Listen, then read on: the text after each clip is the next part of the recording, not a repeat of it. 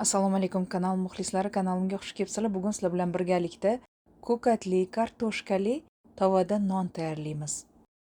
Ijtimoiy tarmoqda turk bekasini tayyorlaganini ko'rib qoldim. 51 million prosmotrdan oshiq ko'rilibdi va men ham qiziqib qoldim qanaqa nonligiga. Hozir sizlar bilan birga tayyorlaymiz. Bizaga birinchi 2 tuxum kerak bo'ladi. 2 tuxumni chuqur idishga chaqib olamiz. 1 osh qoshiq shakar solamiz. Tuxum bilan birga yaxshilab aralashtirib olamiz. Bundan tashqari bizaga 300 ml iliq suv, 300 ml iliq sut kerak bo'ladi. Hozir esa 2 choy qoshiqda quruq dro'jji solamiz.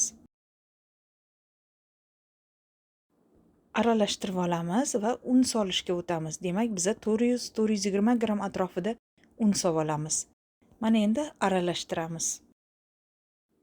Venchik yordamida aralashtiramiz, unni qumolari qolmasligi uchun.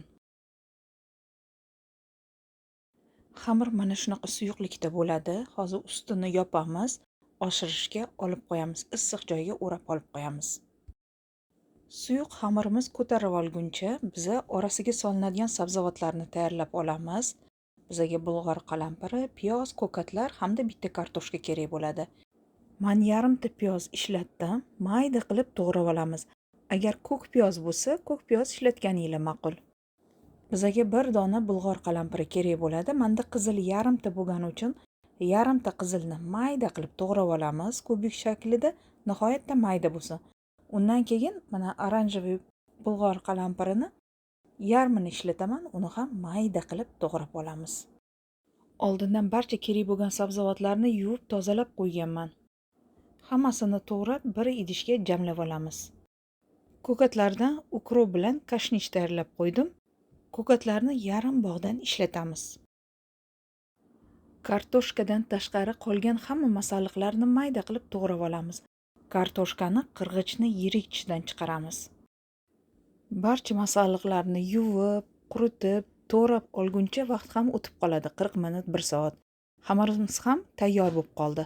Mana endi oxirida kartoshkani qirg'ichdan chiqarib olamiz. Chunki kartoshka qorayib qoladi. Bizaga bitta kartoshka kifoya qiladi.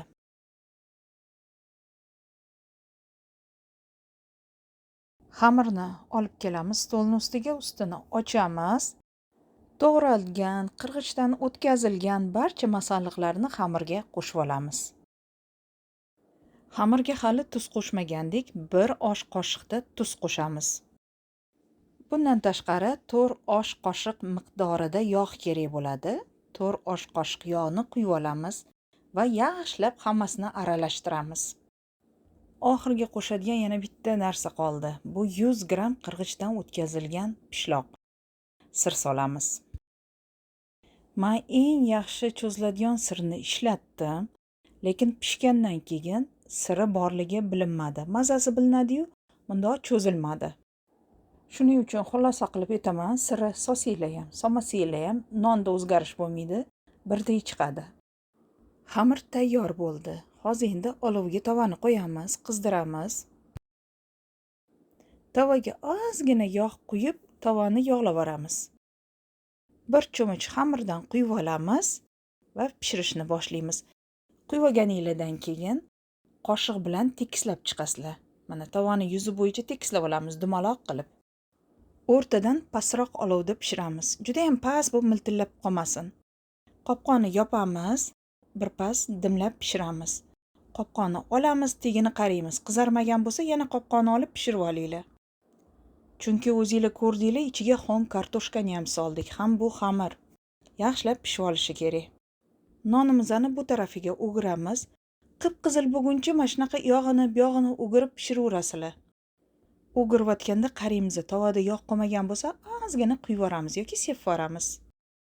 Bu tarafiga o'girgandan keyin ham qopqonni yopib turib, birpas dimlab pishirib olamiz. Birpas juda ko'p vaqt dimlab qo'ymaysizlar. Endi mana ikki yog'ini qizartirib oldik, yog'iga o'girib, yana ham chiroyli qilib qizartirib olasizlar. Birpasda tayyor bo'ladi. Mana ketma-ket idishga solamiz. Men hozir sizlarga issiqligida bo'lib ko'rsatib bermoqchi edim. Orasidagi sirini cho'ziladimi, yo'qmi ko'rsatib bermoqchi edim. Qaynoqligidan ushlatishga rosa qiynaldim. Shunda ham mana ushatib ko'rsatyapman.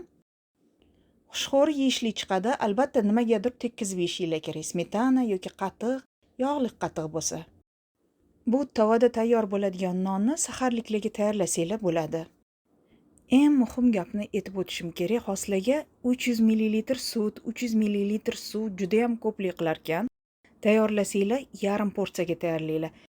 Mana shu 7 ta non yarim porsiyasiga tayyorladim. Ya'ni xamirni yarmi hali turibdi, endi pishiraman. Butun to'liq porsiyasi bitta oilaga ko'plik qilarkan. Orasida ko'katlari bilan juda ham to'yimli chiqdi. Shunday qilib azizlar, keyingi videolarimda g'oyibona ko'rishguncha Allohga omonat bo'ling. O'zingizni ehtiyot qiling. Xayr, salomat bo'ling.